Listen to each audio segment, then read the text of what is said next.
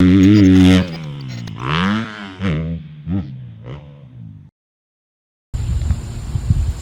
Jade.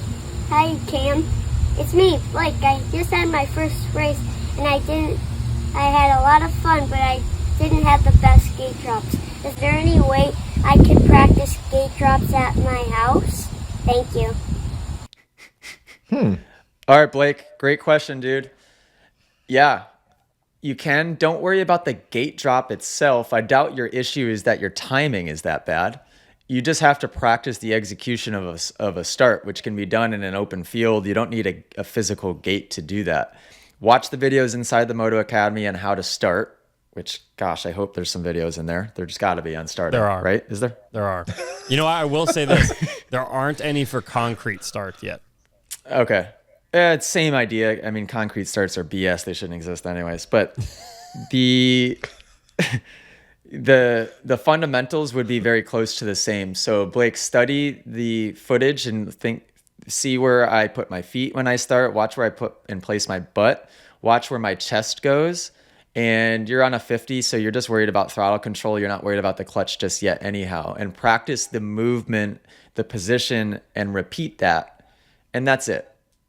I usually, almost always, reaction time and actually the gate drop isn't relevant. What happens for most people is little 50 riders, little 65 riders, C-class riders at a local race, is that they do the process different every single time, which is a problem. And when the gate drops, even if they're in the correct position, as soon as the gate drops, clutch jump, upper body back, legs supermaning behind them. The whole position that they had just falls apart. Get in the position, stay in it once you take off. And don't move. Like the best starters that you in the history of the sport, like think of an Alessi or Vince Friese is extremely good at starts. Yeah. They get in position and they don't move for 3/4 of the straightaway. Even once they shift, they stay down in position because they don't want to wheelie. They don't want to have their butt slide back or have anything weird happen. So yeah, easy. I think Blake, you were talking to me a couple weeks ago about building corner track in your backyard or track in your backyard. So you got space. Don't need a gate. Just practice position in that first initial takeoff. Easy fix. Dave Drakes, you're the whole shot master. Any additional advice? Whole shot, dude. I got one whole shot at Buds one year for a pro-am, and that has been like my claim to fame ever since. That was like my one good start. No, I mean that's true. I mean, personally, I had a hard time learning starts the right way because I was so worried about my bike taking off on me, wheeling, falling back, and all that power. And once I, implemented, really, I didn't know I was implementing the skills that you just talked about. But like you said, making sure that every single time I had a plan for how I was going to go so that I didn't get caught off guard and scared, like that was key. And then once I learned proper hip position, head over the bars, that I guess I'll call it the start attack position, right? Putting your weight in the right place. It made things so much easier. I know there's a lot of different people that are like 1 foot down, 2 feet down.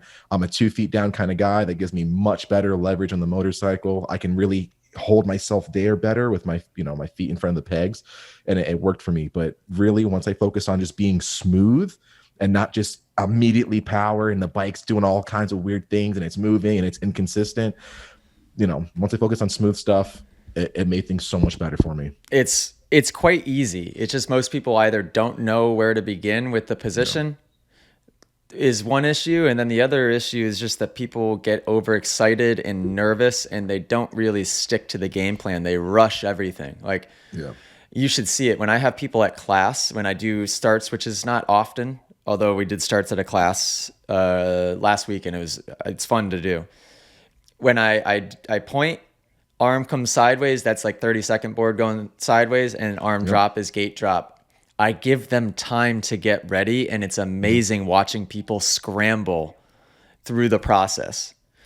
One time they'll pull the clutch in, they'll downshift to first, then they'll shift up to second. Half the time they end up in neutral. The next time they'll pull the clutch in, shift up to second, then right foot's down, now left foot's down, feet in back of the pegs, in front. Yeah. It's like, oh my gosh, learn the process, which is very simple, couple steps. Take a deep breath. You have time.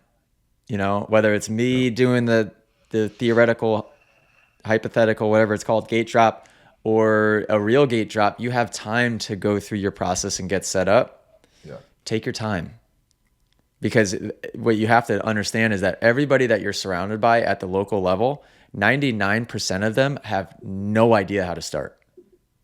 So let that give you confidence. No, I didn't have any idea how to start until I was 20 years old, and I'd been pro for 4 years. No idea. It's very basic stuff, but most people just don't know. Boom. There you go, Blake. Take that. Send me some start videos in Moto Academy. I'll help you out. Send Dave Drake some videos inside Moto Academy. Start videos. He'll help you out. Gotcha. Oh, and congrats on the first race, man. That's cool that he had his first race and did good. That's cool. Blake's awesome. Yeah, He's congrats, awesome. man. Blake's I used to be so nervous in the mini class, dude. Yeah, I me used too. to. The scariest I've ever had was racing the youth A with the 125A or whatever. Dude, I used to want to puke on the line. Everybody was so fast. I would get nervous in those because I was on my super mini, so I knew I was going to get a bad start. You won anyway. What are you I know, talking about, dude? but it was never easy. Those were some of the hardest races of my life that I can remember. Like at Walden on the kids track when I we used hate to race that track. Yeah, yep. And I'd be racing the schoolboy class or 125 Youth A on a super mini, and I would get a 20th place start, and I'd come back to win somehow, which is crazy. I wish somebody could have filmed that. It was so annoying, dude, hearing me right behind you and then just like, how the dude, what the? I'm like, I'm on a freaking 4-stroke. How is this dude? And I would have to fight so hard for it because like those, I don't even think they were on 125s. I think a lot of them were on 250Fs. Yeah. And I was on a super mini, and I was just like freaking, and I was huge on a super mini. No, you don't understand how big Cam. I saw AJ one time. He was in a rut, and he was for the start. And he's like, nah, picks the bike up, moves it over to the next rut, dude. I'm like, dude, bump her up. Get out of it. Get out of this class, dude. Get out of the class. If you can pick up your motorcycle and you're shaving on the line, saying hi to your kids, get off of super minis. Oh my God. I raced Zach Bell one year in super mini class at Race of Champions. Oh, he was tiny. And he looked like he could have been my kid. Yeah. Is that the year that Jimmy D was there too? And like Zach scrubbed underneath Jimmy? Yeah, I think so. And I was really fast that year. It was all of our last year on super minis. Zach Bell might have had one more year, but he had some crazy factory wicked fast bike, and he weighed like 95 pounds. Yeah. And I was, 5'11", 150 on a stock bike. And I think I still beat him. But I love Field of Dreams. What the heck was it called? Englishtown. Englishtown was good. That was one of my favorite tracks. I remember we had to race Barsha a year that he had won like the I think it was like super mini on his Honda, that little CR85, and he came to Walden, and I think he got first, and either you or Drew Torrance got second, and it was like the rest of us by like a minute behind you guys.